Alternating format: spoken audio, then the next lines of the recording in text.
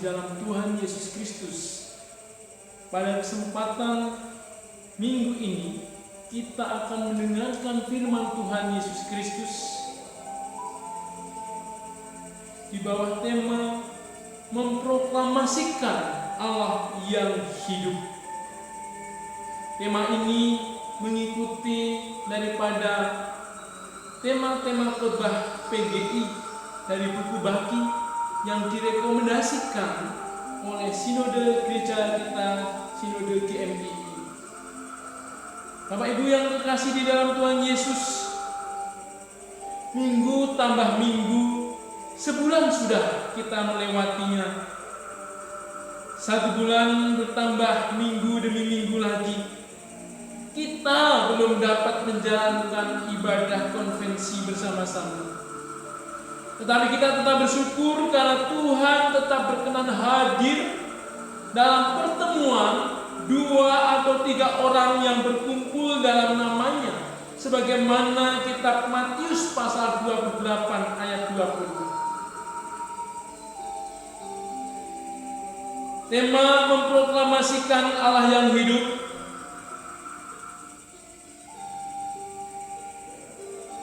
harus kita percayai juga sebagai orang percaya kepada Tuhan Yesus, bahwa ini merupakan peringatan dan perintah Tuhan kepada kita semua, bahwa ada tugas yang Tuhan sudah percayakan kepada kita untuk kita proklamasikan kepada dunia ini. Terlebih kita memproklamasikan kepada orang-orang yang ada di sekeliling kita tentang Injil itu. Apa yang harus kita proklamasikan? Yang harus kita proklamasikan adalah Allah yang hidup. Panggilan untuk memproklamasikan Allah yang hidup merupakan bentuk kesaksian iman setiap orang yang sudah menerima keselamatan dari dan oleh Tuhan kita Yesus Kristus. Kesaksian kita harus terus kita lakukan dimanapun dan kapanpun, dalam kondisi apapun. Bapak Ibu, di negara kita yang mayoritas tidak Kristen ini, memahami Yesus sebagai Tuhan yang hidup dari kematian, kenyataannya ini sulit untuk diterima. Mengapa? Karena ada kepercayaan yang mempercayai bahwa Tuhan Yesus yang dikenal dengan Nabi Isa itu tidak pernah mati, sebab ia sudah bangkit naik ke surga sebelum terjadi penangkapan dan berlanjut pada penyaliban. Ajaran ini menolak bahwa yang disalibkan itu Nabi Isa. Juga baginya Nabi Isa bukanlah Tuhan. Namun demikian, ada ajaran yang semacam itu, Bapak Ibu. Justru disinilah kita harus lebih memahami dan menguasai alur sejarah kehidupan Tuhan Yesus Kristus dalam Alkitab dengan benar, dan meyakini bahwa ia benar sudah mati disalibkan dan bangkit kembali pada hari yang ketiga, sesuai dengan apa yang tertulis di dalam kitab Perjanjian Lama dan apa yang sebelumnya oleh Tuhan Yesus sudah beritakan dan sampaikan kepada para rasulnya dan kepada para pendengarnya yang lain. Sebagaimana juga tertulis di dalam kitab Lukas pasal 24 ayat 46, bahwa Mesias harus menderita dan mati dan bangkit pada hari yang ketiga. Menurut saya, Bapak Ibu, kita juga perlu memahami tentang Tuhan Yesus di dalam tulisan-tulisan kitab agama lain. Dengan paham tentang ajaran Yesus di kitab agama lain, kita bisa masuk untuk memberitakan Injil dengan tepat kepada mereka. Demikian harapan kita. Rasul Paulus pada saat itu berada di tengah-tengah masyarakat kota Athena yang pluralis, yang artinya bahwa di situ terdapat bermacam-macam kepercayaan dari berbagai latar belakang etnik yang berbeda dan juga budaya yang berbeda. Ini bukan soal mudah untuk bersaksi, karenanya perlu pimpinan Roh Kudus untuk mampu bersaksi kepada siapapun dan golongan apapun. Sehingga janganlah kita mengandalkan diri sendiri dalam hal bersaksi ini. Kita harus senantiasa mengandalkan Roh Kudus. Biarlah kita dipakai olehnya untuk pekerjaan itu. Bapak Ibu Saudaraku yang terkasih, apa saja yang harus menjadi pokok pembicaraan untuk memproklamasikan Allah yang hidup ini? Melalui teks firman Tuhan dari kitab Kisah Para Rasul pasal 17 ayat 16 sampai 32 yang sudah kita baca. Ada 4 pokok pembicaraan tentang isi proklamasi kita. Yang pertama adalah tentang kebangkitan Tuhan Yesus Kristus. Kebangkitan Tuhan Yesus dari kematian merupakan tanda pemulihan kembali persekutuan antara Tuhan dengan murid-muridnya, termasuk kita sekarang ini. Kebangkitan itulah bukti bahwa Allah adalah penguasa dan pemilik kehidupan, baik di dunia maupun di surga. Fakta yang menggembirakan ini harus kita proklamasikan, Bapak Ibu. Yesus Kristus adalah Tuhan dan Juru Selamat dunia.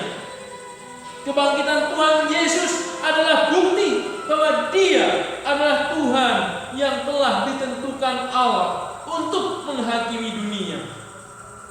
Bahwa Dia adalah satu-satunya Juru Selamat dunia ini.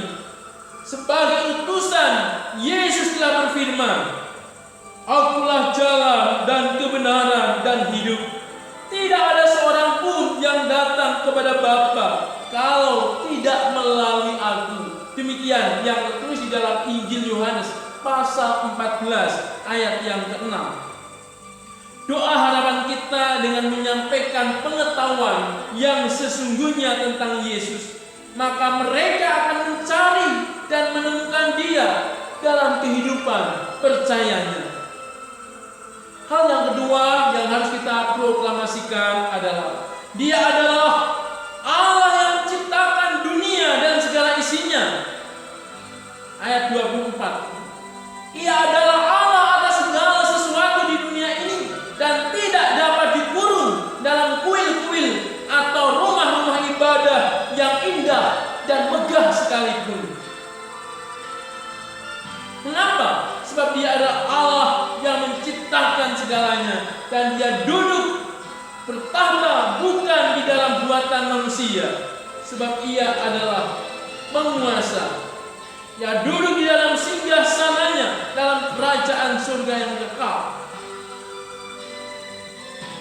Hal yang ketiga yang harus kita proklamasikan, yaitu Dialah yang memberikan segala sesuatu bagi dunia dan segala isinya, termasuk kehidupan manusia. Oleh karena itu, Dia tidak pernah kekurangan apapun. Dia tidak membutuhkan kita, tetapi kita yang membutuhkan Dia. Ayat 25 dari Kisah Para Rasul 17 tadi. Nah, yang terakhir Bapak Ibu. Nah, mungkin ini senang ya, kita sudah akan selesai begitu ya. Yang keempat adalah bahwa Dia adalah Allah yang mengatur segala kehidupan ini, dunia ini. Dia adalah Allah yang mengatur segala kehidupan dunia ini. Allah yang hidup bukan saja telah menjadikan semua bangsa dari satu orang untuk mendiami seluruh muka bumi ini, melainkan Dia juga yang menciptakan dan mengatur musim-musim bagi kehidupan mereka, dan yang mengatur batas-batas kediaman mereka, baik manusia, baik juga lautan. Bapak Ibu melihat bagaimana air laut di pantai itu Dia teratur sedemikian rupa. Dia tidak melampaui apa yang menjadi batasnya, kecuali jika Allah mengizinkannya. Tuhan itu dekat dengan kita karena kita hidup dari Dia, kita bergerak dalam Dia, bahkan tempat di mana kita hidup juga dari Dia. Untuk semua itulah Dia menyatakan kasih-Nya dalam Yesus untuk menyelamatkan kita dari akibat dosa. Inilah pemberitaan yang benar. Proklamasi sesungguhnya tentang Allah yang hidup dan terus berkarya di antara seluruh bangsa di dunia ini agar dapat mengenalnya dengan sungguh. Maka kita harus hidup secara benar di dalam Tuhan Yesus Kristus.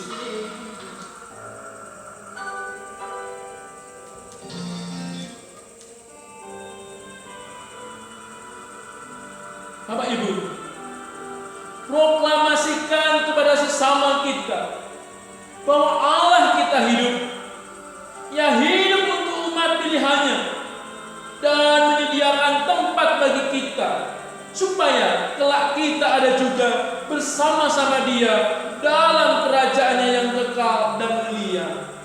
Amin. Kita berdoa. Terima kasih Tuhan untuk firman yang hari ini boleh kami dengar bersama-sama.